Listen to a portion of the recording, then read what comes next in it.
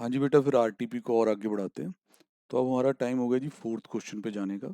देखते हैं जी fourth question किस चैप्टर से है। Sir fourth question overhead activity based costing का लग रहा है। एक्टिविटी बेस्ड कॉस्टिंग का सवाल है सर। तो देखते हैं, पढ़ते हैं, इसको देखते हैं, एनालिसिस करते हैं। The following budgeted information relate to the unlimited for the year 2021। ठीक है जी। प्रोडक्शन एंड सेल यूनिट दिए हुए हैं, सेलिंग प्राइस और डायरेक्ट कॉस्ट दे रखा है। तो यहाँ तक का आपके सामने फ्लैट डाटा बिल्कुल ही। फिर उसके बाद इन्होंने बताया हुआ है कि जैसे प्रोडक्ट एक्स वाई और जेड है, तो इनका मशीन डिपार्टमेंट में कितना टाइम लगता है।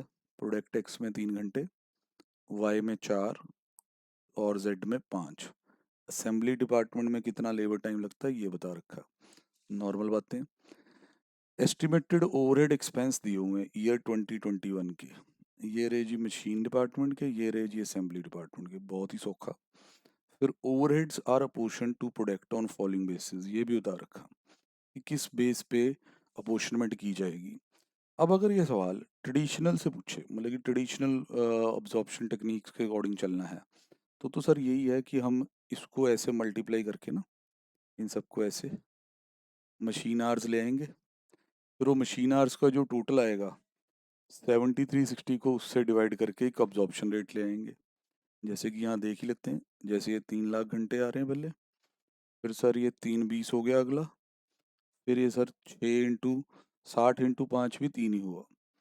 तो सर ये आपके आ रहे हैं 9,20,000 घंटे।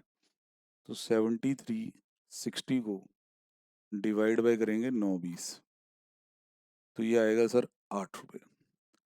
8 रुपये रेट पर आ जाएगा मशीन डिपार्टमेंट का। और ऐसे ही अगर असेंबली का पता करना है, तो भाई ये और ये।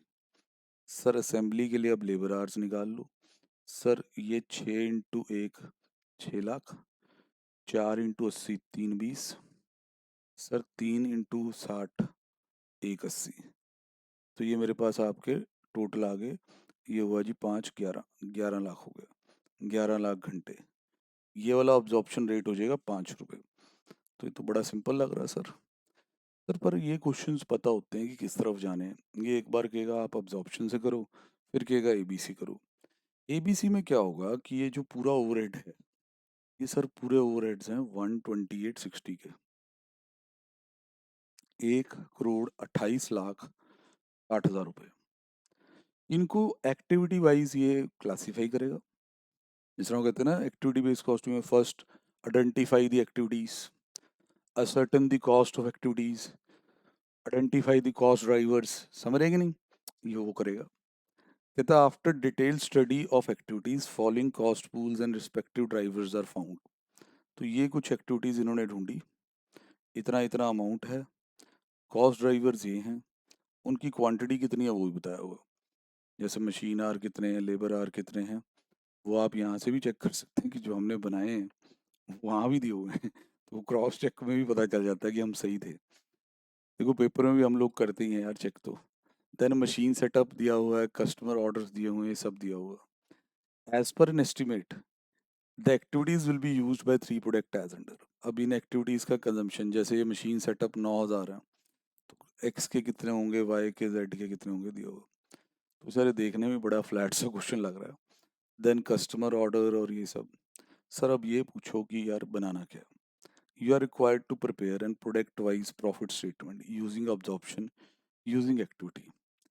सर देखो अब्जॉर्प्शन रेट्स तो हमने वहाँ निकाल दिए हुए हैं। जो मशीन है वो 8 रुपी पर आ रहा है, और जो असेंबली डिपार्टमेंट है उसमें 5 रुपी पर लेबर आ रहा है। तो इन्होंने आपसे कॉस्ट स्टेटमेंट नहीं पूछी, इन्होंने कहा प्रॉफिट बताएं हमें अब्जॉर्प्शन में भी और एबीसी में भी। आइए सर चेक कर लेते हैं कि कैसे बनेगा ये देखो जी, पहले अब्जॉर्प्शन कॉस्टिंग का सलूशन है। वहाँ आप देख सकते हो कि क्वांटिटीज दी हुई हैं, सेलिंग प्राइस है, सेल वैल्यू आ गई, बिल्कुल ठीक बात। डायरेक्ट कॉस्ट से डायरेक्ट कॉस्ट भी आ गई, ठीक है बात। सर अब बात किस पे टिकी है, सर अब बात टिकी है ओवरहेड्स पे। ओवरहेड्स पे इंस्टीट्यूट ने कह दिया कि आप नोट में जाके देख लो। सर कोई बात नहीं, हम थोड़ा ट्राई करते हैं कि हम यहाँ से खुद कर लेंगे। देखते हैं सर। सर अब जैसे मेरे को मशीन डिपार्टमेंट के लिए प्रोडक्ट टैक्स के ओवरहेड डालने हैं। सर वैसे तो प्रोडक्ट टैक्स के जो आर्स है मशीन में वो 3 लाख है बजटेड। और rate of absorption is 8 rupee per hour. तो 3 लाख इंटू 8, यहाँ से 24 लाख के ओवरहेड डलेंगे। बिल्कुल डल गए सर। उसके बाद सर मेरे को अब प्रोडक्ट वाई के लिए काम करना है। प्रोडक्ट वाई के जो आर्स हैं वो 320 हैं, 3,20,000, ठीक है। अब्जॉर्प्शन रेट जो है बेटा जी वो 8 ही है, तो 8 से मल्टीप्लाई होगा तो ये आपके पास 25,60,000 रुपया हो जाएगा। ये लो सर, ये हो गया। ऐसे ही अगर प्रोडक्ट जेड के लिए काम करना है तो उसके सर 3 लाख घंटे हैं। यहाँ से आप देख सकते हैं 3 लाख इंटू 8 करके फिर से 24 लाख ही आने वाला। ये आपके मशीन डिपार्टमेंट के ओवरहेड डल गए। अब आपने असेंबली के भी एक दो देख लेने हैं कि भाई कैसे हैं। सर असेंबली में अगर आप देखें प्रोडक्ट एक्स की असेंबली में 1 लाख इंटू 6 लाख आवर्स हैं and the rate is 5। 6 into 5 is 30 lakh. 30 lakh rupees के ओवरहेड डल गए। तो ये आ गई जी टोटल कॉस्ट, ठीक है, प्रोडक्ट वाइज और कंपनी वाइड भी। फिर सेल में से आपने अगर देखा हो ये रही आपकी सेल वैल्यू, उसमें से आपने डायरेक्ट कॉस्ट भी हटानी है और फिर ये ओवरहेड भी हटा देने हैं। क्योंकि उन्होंने क्या किया कि पहले टोटल कॉस्ट निकाल ली, this is direct plus overhead. फिर जो ये जी बना इसको सेल में से हटा के प्रॉफिट या लॉस निकाल दी, जिसमें अगर हम ध्यान से देखें तो सिर्फ एक ही प्रोडक्ट प्रॉफिट रिपोर्ट कर रहा है, बाकी दोनों नुकसान में है। पर जो टेक्निक लगाई गई है अब्जॉर्प्शन कॉस्टिंग की, ये बहुत बेकार टेक्निक है। क्योंकि इसमें पूरे एक डिपार्टमेंट के ओवरहेड्स के लिए एक ही बेस बना दिया जाता है, जिससे sir under over absorption overheads की हो सकती है। तो this result is not accurate result. ABC ज़्यादा बेटर टेक्निक है।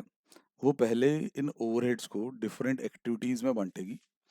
जैसे उसने 5 एक्टिविटीज़ बनाई, फिर उनका खर्चा स्प्लिट किया, फिर उसके ड्राइवर्स भी रखे, फिर किस प्रोडक्ट ने कितनी कंजम्पशन की है एक्टिविटी वाइज वो बता दी गई। अब जब आप इस टेक्निक से प्रॉफिट लॉस निकालते हैं वो ज़्यादा बेटर माना जाएगा। तो भाई आप चेक कर सकते हैं कि अब कैसे हो रहा। अब एबीसी वाली स्टेटमेंट में चलते हैं। सर देखिए डायरेक्ट कॉस्ट और सेल वैल्यू तक तो कुछ समझाने वाला है नहीं, वो तो वैसे का वैसे रहेगा। अब क्या होगा कि activity wise driver rate determine करने हैं। वो यहाँ से देखिए, ये मशीन है और इसका बेस है मशीन आर, ये टोटल मशीन आर है।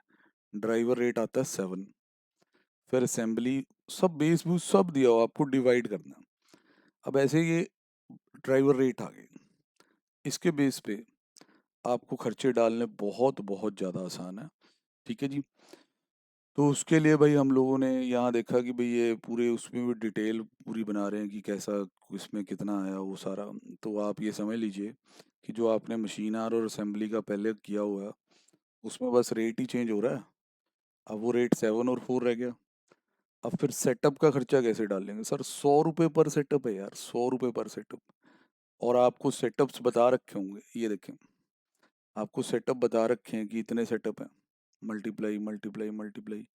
ये तो अब सर बहुत ज़्यादा क्लरिकल पार्ट है।